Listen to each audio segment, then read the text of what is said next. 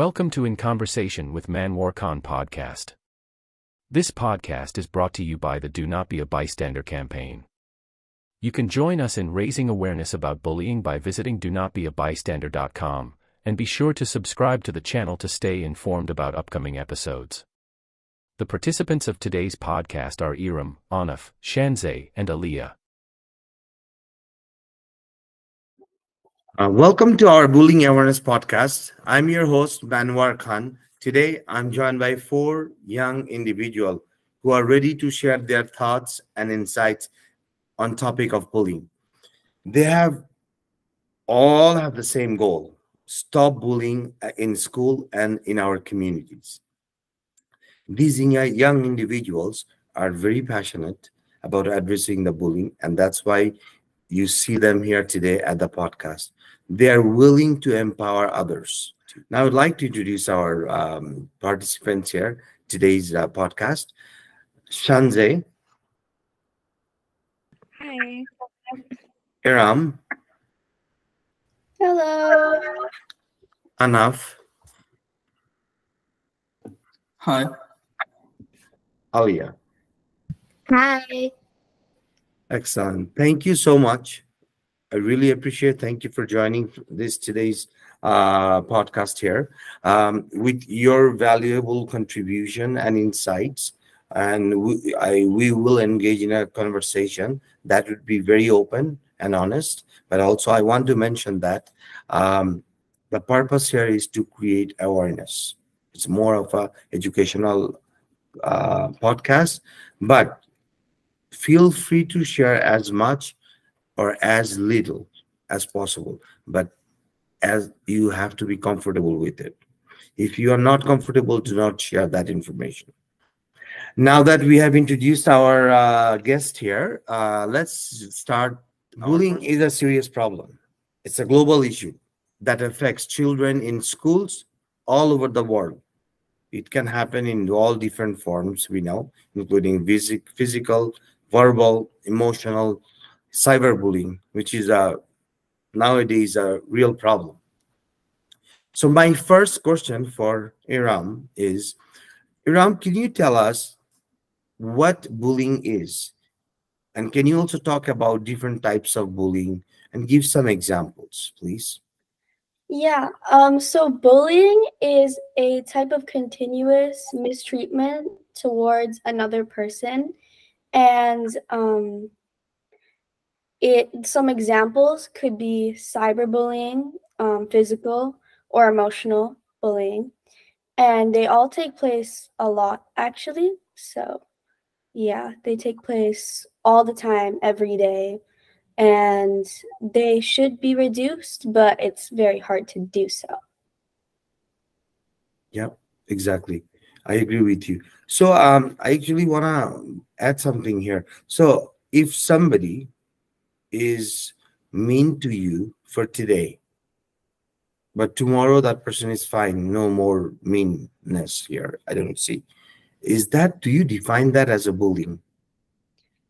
I would say that is a type of mistreatment, but it isn't as severe as bullying, as that could have like a continuous impact on you, like something you have to face every single day. Whereas when it happens once a day, yes, you will be hurt, but you won't feel that again, or not as much. Very good answer. That's exactly what I wanted to hear. So your key point is repeatedly someone wants to try to hurt you, right? And that's what bullying is. Thank you so much. Welcome. It's actually really an important to really recognize that bullying behavior can occur in many different places. It starts from school. It's in the nowadays where I work. So nowadays, your parents work. They can find bullying at workplace as well, and bullying is in online. That's the main problem right now. And the online bullying that happens behind the scene, you do not see that person. That's the problem. So, but thank you for your answer, Iram. So it can be difficult to intervene in a bullying situation as a bystander, especially if you feel uncomfortable or unsure what to do, or if it is not safe. my question goes to Anaf. Next one. What should you do if you do not feel comfortable intervening a bullying situation as a bystander? If you don't feel comfortable intervening, you should remove yourself from the situation. It's okay to remove yourself from the immediate area. You can distance yourself and find a safe place from where you can observe the situation and from a distance where you without putting yourself at a risk.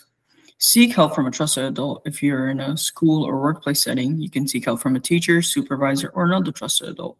Inform them about the bullying situation and ask for their assistance in addressing it. They may have the authority and training to intervene effectively. Report the incident if you're unable or uncomfortable to intervene directly. You can still report the bullying incident to the appropriate authorities. This can include school administrators, human resources personnel, or law enforcement, depending on the context. Report the incident and help ensure that appropriate action is taken to address the situation. Support the victim. Even if you don't feel comfortable confronting the bully, you can still provide support to the victim. Show empathy and kindness to the person who is being bullied and offer to be there for them as a friend or lending your ear. Sometimes just knowing that someone cares and is willing to listen can make difference to the victim. Educate yourself. Take the opportunity to learn more about bullying and bystander intervention strategies. Educating yourself about the topic can help you feel more confident in addressing bullying situations in the future and may provide you with tools and strategies to intervene effectively. Remember, your safety and well-being are important. It's okay to prioritize your own comfort and safety in a bullying situation. However, taking action to seek help or support the victim in other ways can still make a positive impact. Great answer. You actually covered everything. Actually, everything. The gist here, what I wanted to add, which already mentioned, Anaf already mentioned, that you have to make sure that you feel safe before you intervene. I'm not telling anybody to go and jump in and help someone when there is a danger for yourself. So you have to make sure you are in safe position, and then if you cannot help, you go and try to get the help from that person. It could be one more thing I can add here, enough to your answer here, is mobilizing people. Sometimes you can do that too. Your friends, like for me, my experience I shared in my other podcast the other day. When I was at school, nobody ever bullied me, and the only reason I can tell right now is most of the people were my friends. All the kids were my friends.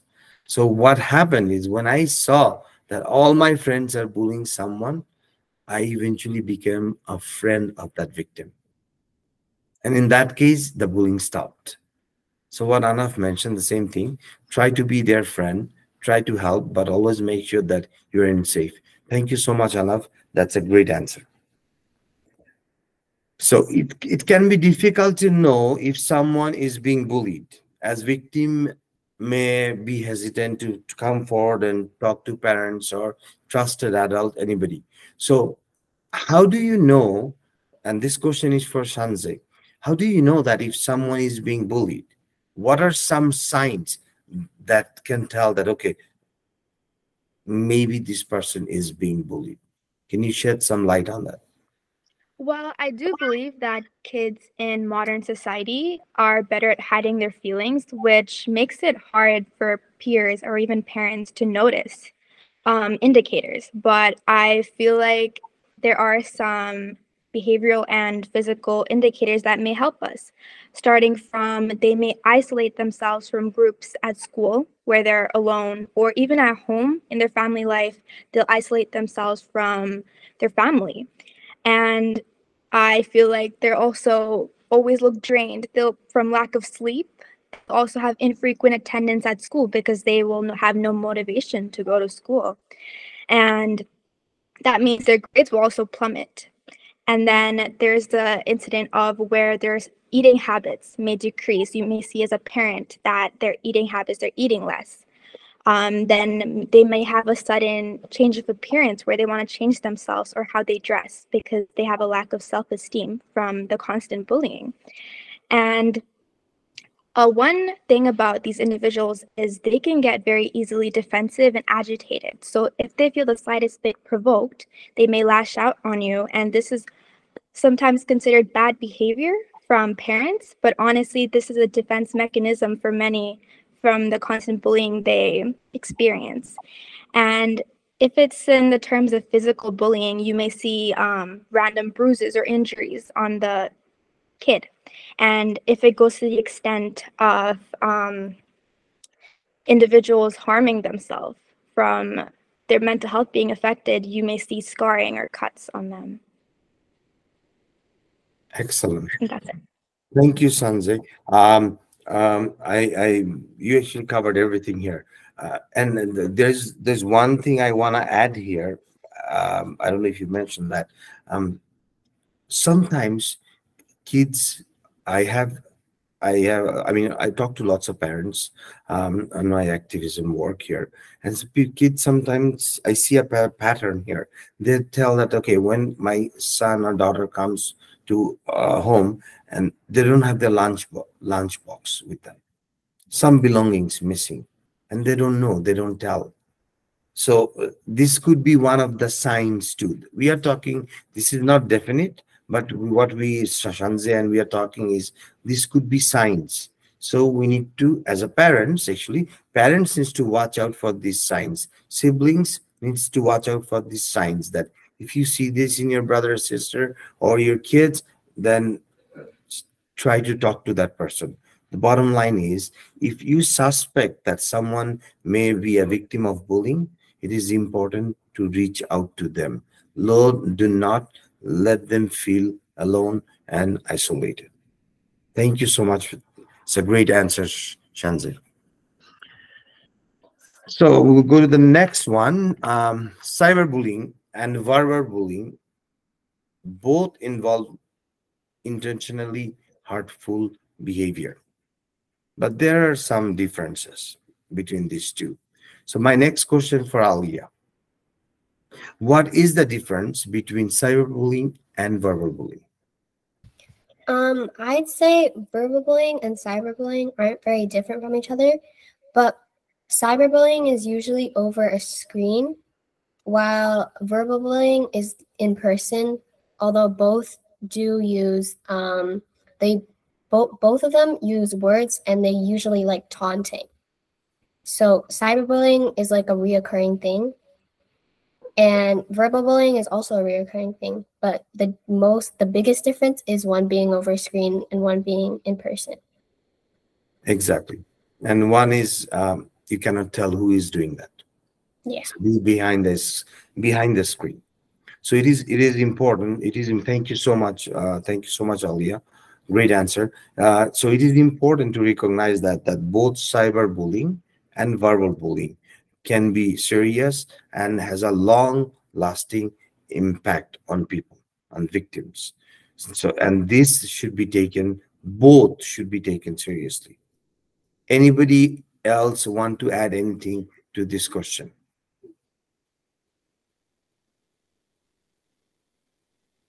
If not, with the first round of questions completed, it's time to move to the second round of questions. So cyberbullying, as I mentioned before, that can be significant impact, has an impact for a person's life, and then victims of the cyberbullying may experience mental health issues, anxieties, depression, and all these kind of things. So my question for Iram is, basically we want to know, for our audience, there will be lots of kids watching this podcast. Can you please tell them the definition, how you see cyberbullying? What is cyberbullying, with some example, and do you think it can affect someone's mental health? Yeah, okay. So cyberbullying is a type of verbal bullying, I would say, that takes place through a screen. So you do not have to know the person directly, but you can also know them. It really doesn't matter. The main thing is it takes place on a device or on a network. And an example would be if, say, on Instagram, you were about to post something, a photo of yourself, let's say, and you thought this photo was amazing, you were very confident in it, and you loved it. And after you posted it, a bunch of negative comments came on saying how they didn't appreciate your looks, how negative the comments were would put a impact on how you see yourself as a person, which could lead to many mental health issues. It could put you in depression. It could make you insecure about your looks. And the more you think about these words, the more it'll affect you. Perfect. Excellent. That's exactly what I wanted to hear, actually, for this one. So, as this is behind the screen and you don't see the person,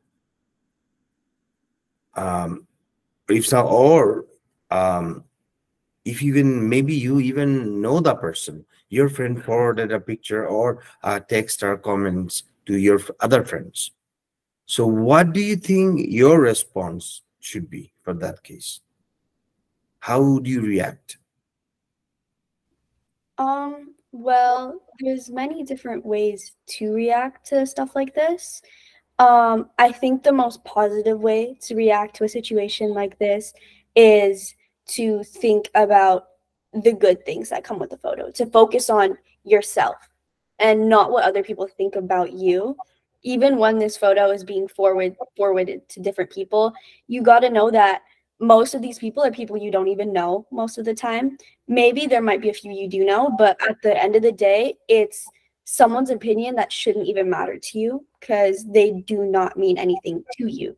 And I feel like in this modern day of time, it's social images of yourself are very important to teenagers and young kids, where how you look like on social media really determines who you are, but in reality, it really doesn't. So something like this shouldn't be a big deal, but to some people, it might be.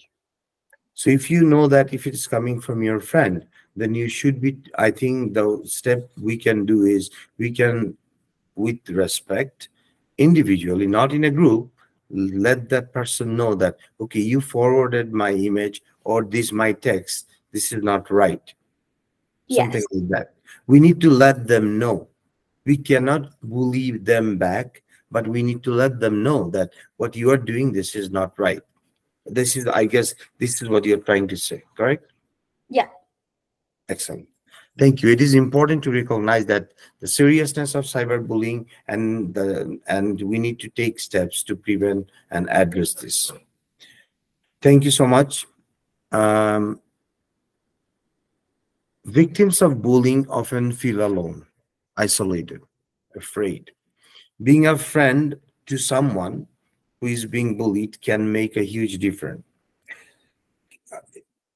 So my next question for Shanze: how can kids support their friends who are experiencing cyberbullying and create a positive environment for everyone? Well, I believe the first step you can take is simply talk to your peer and listen to them and be there for them to provide support so they know they're not alone in this situation. And if they don't feel comfortable opening up to you, there are several mental health hotlines you can search up on Google and recommend it to them. And then you can advise them to report the bully online and block them on every social media platform so they don't have to experience any more interactions with them. And you may also decide to stand up for them if you notice recurrent behavior. And the most important step is to talk to an adult like a teacher or guidance counselor to help them take action in the situation. You may decide to maybe contact a parent, but most times they may not be okay with it because they may feel uncomfortable with that. And if the situation has reached extreme lengths, endangering the individual, you should help them collect evidence and report it to the police station since it is considered a crime. Yeah, that's it.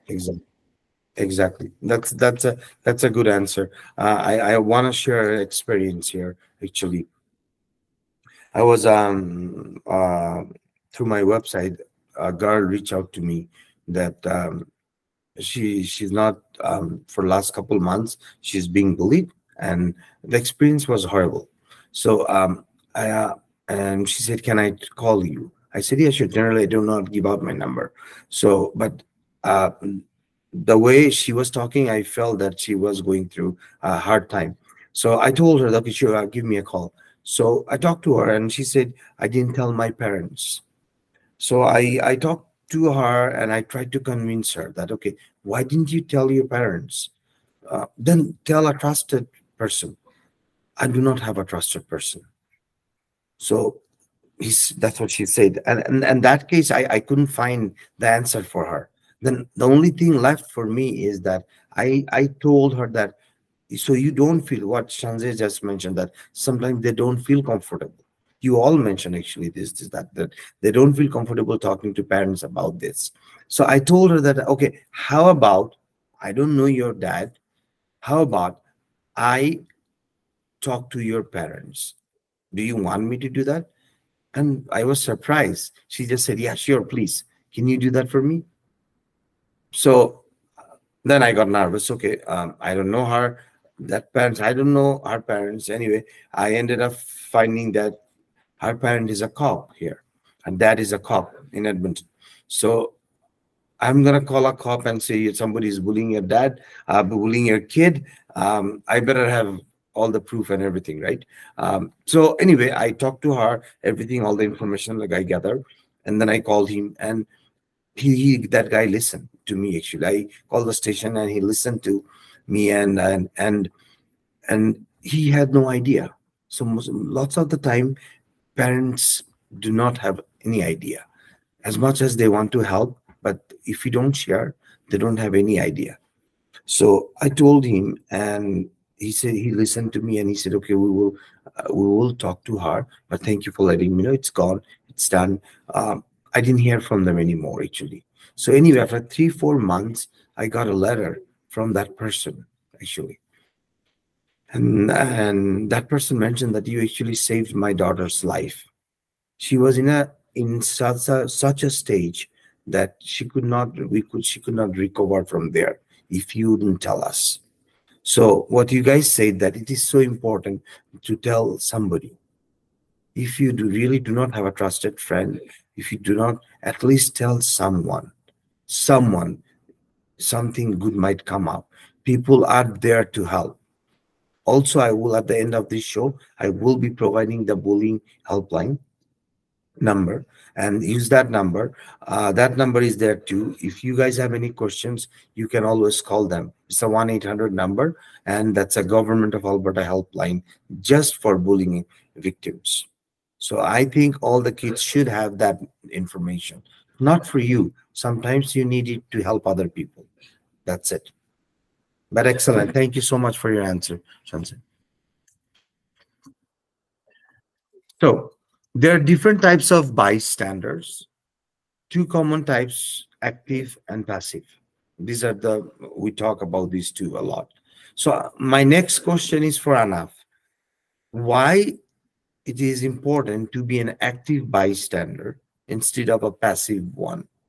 So I would tell you, Anaf, before you answer to that question, can you please let us know first a little bit about what is active bystander and passive bystander, and then why it is important to be an active bystander? Sure. An active bystander is someone who takes action to intervene or prevent bullying when they witness it. This can involve directly confronting the bully, supporting the victim, or seeking help from a trusted adult or an authority figure. A passive bystander would be a witness who does not take any sort of action to intervene. This can involve ignoring the situation, avoid involvement, or simply not knowing how to respond. It's important to be an active bystander instead of a passive one because we witness harmful or potentially harmful behavior and do nothing. We allow that behavior to continue and go unchecked. By choosing to be an active bystander, we can help prevent harm and create a safer environment for everyone. Being an active bystander means taking action to intervene, whether that is by speaking up, getting help, or taking appropriate steps to stop the harmful behavior. By doing so, we can demonstrate that harmful behavior is not acceptable and to help prevent it from happening in the future. Additionally, being an active bystander can help create a culture of accountability and respect where everyone is encouraged to speak up when they see harmful behavior and take action to prevent it. Thank you. Thank you so much, Anaf. So a situation like this, um, always think that when you want to be an active bystander from a passive bystander, if it is safe or not for you. If it is not safe, do not jump into that. And active bystander really does not mean that you go and help physically to that person. You can call 911. You can mobilize people that I mentioned before. You can tell friends. You can tell trusted adult or whoever. But try to help. Just do not say that this is not my business. Anybody else wants to add anything to this question?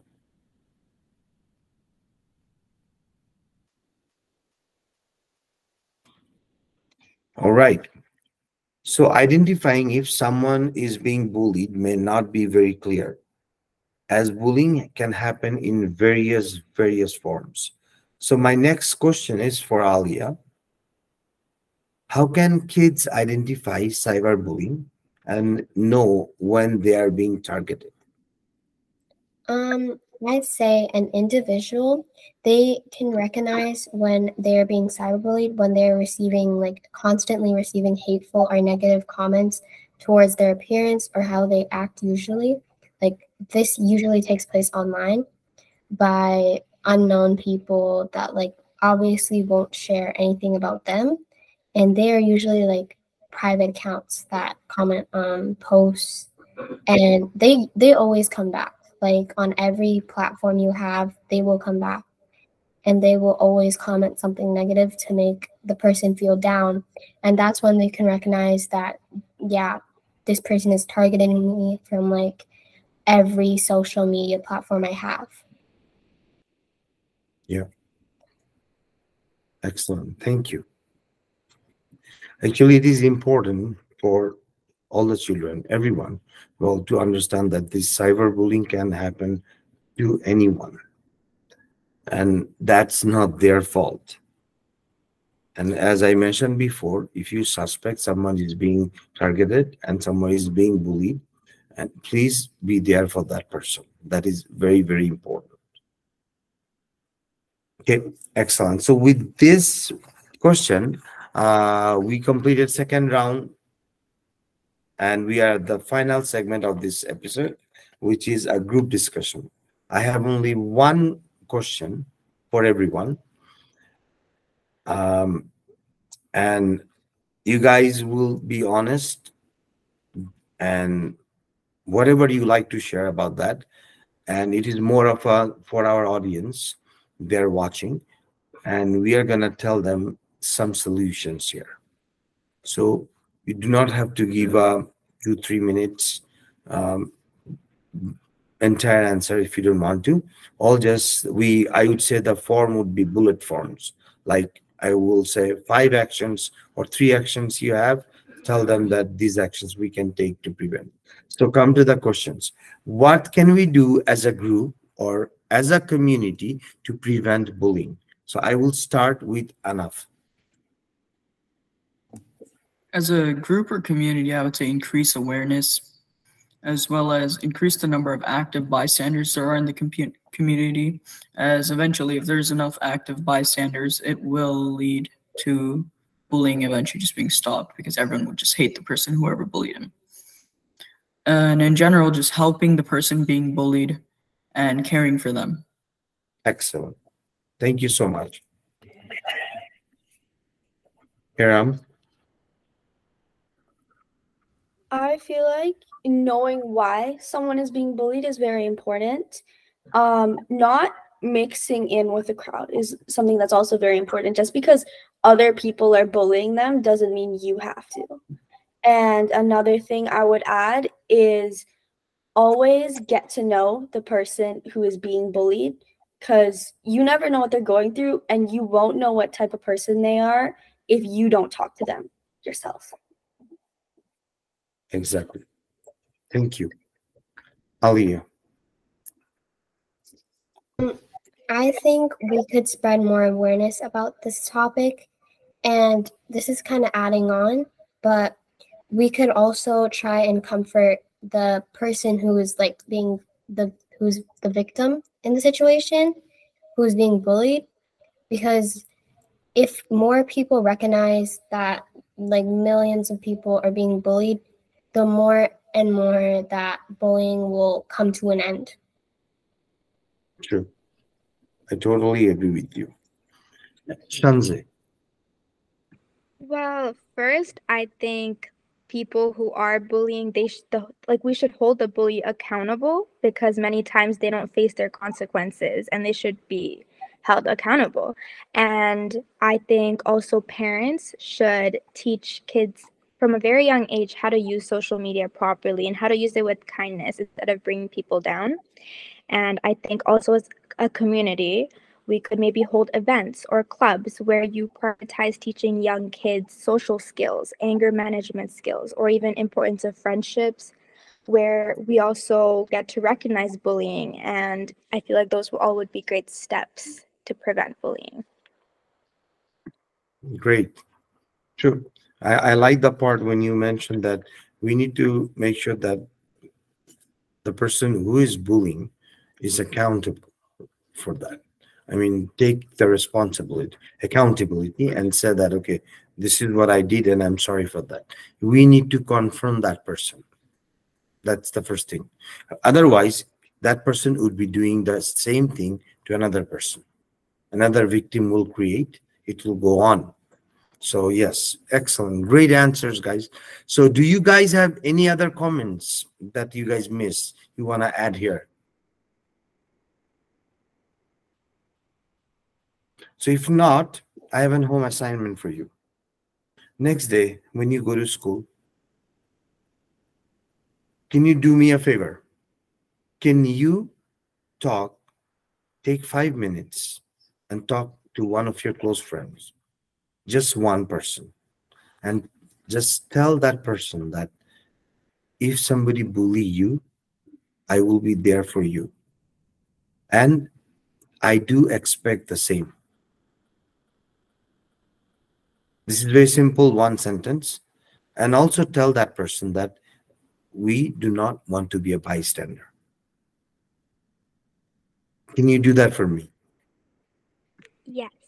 Whoever you want to, it's up to you. You choose your friend, whoever you feel comfortable, just tell that person. Let that person know that you will be there for that person. Excellent. So did I hear yes from everyone?